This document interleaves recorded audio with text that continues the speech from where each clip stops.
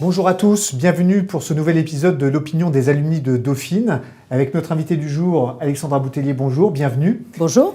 Vous êtes directrice générale des activités concession des stades du groupe Vinci, qui regroupe différentes enceintes sportives et événementielles au Mans, à Bordeaux, à Nice avec l'Alliance Riviera, mais évidemment avec le navire amiral qui est le Stade de France, dont vous êtes donc la patronne.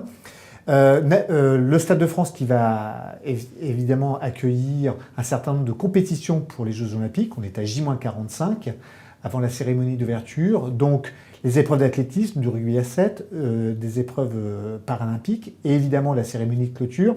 Est-ce que le Stade de France qui a fait peau neuve est fin prêt pour les JO? Il est prêt et il est tellement prêt d'ailleurs que nous en avons donné les clés au comité d'organisation des Jeux Olympiques de Paris 2024. Quand est-ce que c'était exactement? Le 1er juin, d'accord. très exactement. Et donc nous avons évidemment procédé depuis la fin de la Coupe du Monde de rugby à un certain nombre de travaux de mise en configuration. Alors pour le plus visible d'entre eux, c'est évidemment la piste d'athlétisme.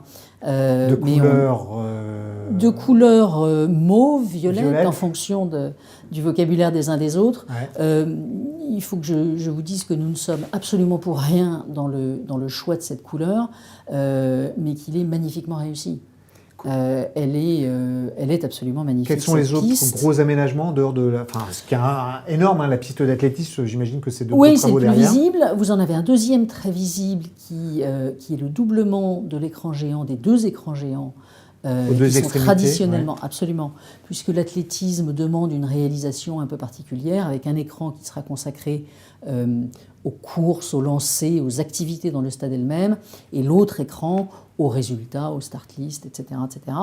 Et puis vous avez l'installation de la 5G, qui a été réalisée par Orange, et la livraison de ce qu'on appelle un deuxième poste de livraison électrique. Alors c'est pas extrêmement glamour, ça veut dire quoi? En clair, ça veut dire que nous avons deux arrivées électriques pour alimenter le stade et que nous pouvons de ce fait nous passer de groupes électrogènes et évidemment dans les objectifs environnementaux qui sont ceux de Paris 2024, c'est extrêmement important. Donc tout ça est assez dense, ça a expliqué que une fois la finale de la Coupe du Monde de rugby jouée, nous n'avons plus pu accueillir d'autres événements jusqu'au rugby à 6 à partir à 7, pardon, à partir du 24 juillet prochain.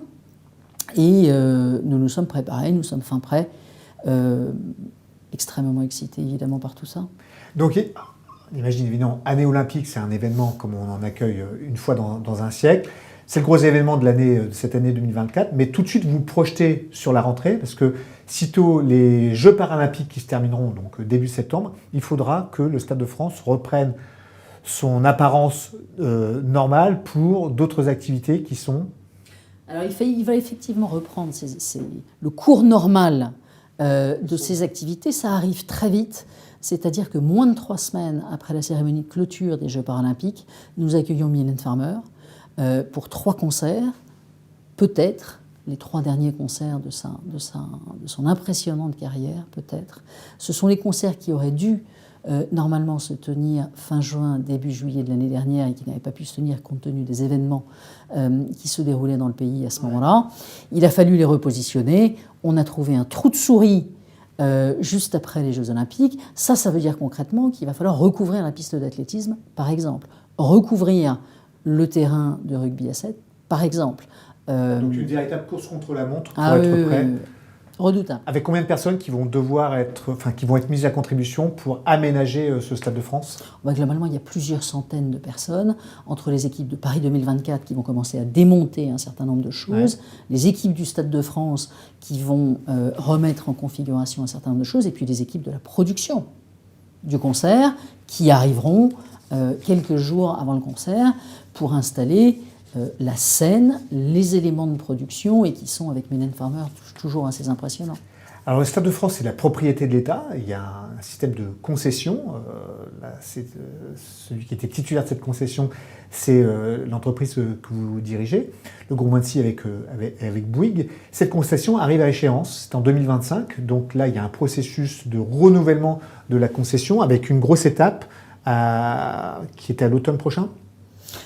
Oui, alors le Stade de France, il a été construit pour la Coupe du Monde de football en 98. Donc, il a été construit sous le régime de la concession, donc d'une gestion déléguée à un opérateur tiers qui a été chargé de sa construction, de sa conception, de son financement et de son exploitation. Ce contrat d'origine, il a été signé pour 30 ans et il arrive à échéance à l'été 2025.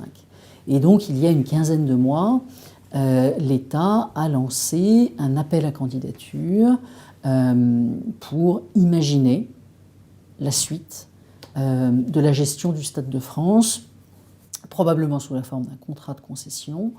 Le processus est en cours, il est confidentiel, compte tenu des dates de fin de la concession actuelle. Effectivement, on peut imaginer que d'ici la fin de l'année, on en saura beaucoup plus sur, ce qui vous concerne, sur ce qui va se passer. Beaucoup de travaux opérationnels pour les JO et puis Mylène Farmer et la reprise des concerts, et des gros travaux juridiques et d'ordre contractuel pour répondre à cette... une activité très dense, d'autant plus que vous avez raison.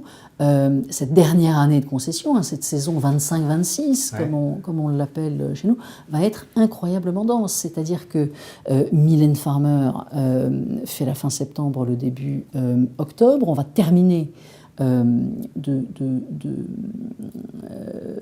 déconfigurer, si je puis dire comme ça, le stade des Jeux paralympiques. Et puis en novembre, nous avons 3 matchs de rugby, un match de foot, en 3 semaines. Et on redémarre ensuite avec, toute fin janvier, le premier match du tournoi Destination. Et tel que la programmation s'annonce, je pense que nous accueillerons entre 15 et 20 concerts. Donc en réalité, nous avons, à l'instant où nous nous parlons, une année qui est probablement la plus dense que le consortium aura connue de son histoire. On s'en réjouit. Et puis, ça c'est ce qu'on prévoit. Il y aura évidemment tout ce qu'on n'aura pas prévu.